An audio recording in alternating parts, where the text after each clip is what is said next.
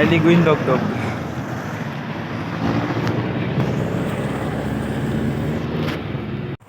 Sabay dito, naglagay ako ng kahoy. Kala ko kasi aakit mag-isa yung aso.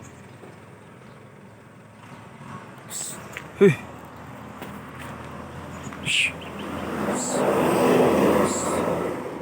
Hey. Wala bang pantulak dito sa aso? Hindi tayo maabot, baka kagatin. Baka magat yung aso. So itutulak lang natin siya ng bahagyo.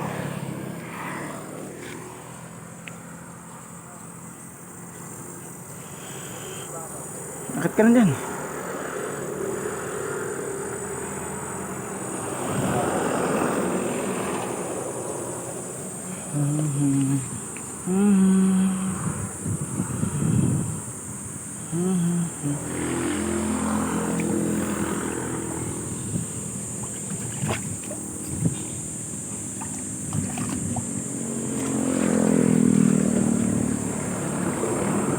Pagkatin.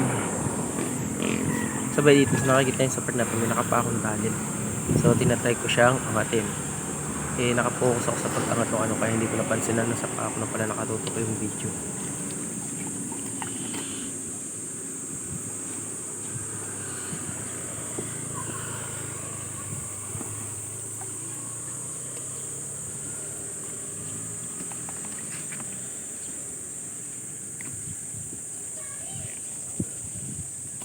Ni may-ari itong asong ito'y tinali siya.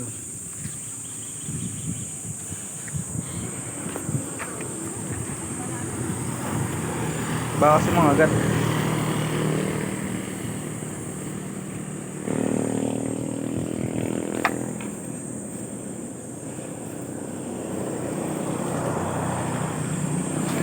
Sabay dito, mapapansin ko, tumapit na naman ako ng kahoy. Kala ko kasi aakit mag-isa yung aso dahil hindi na naman siya nakasabit. Pero mali na naman pala yung decision na ginawa ko.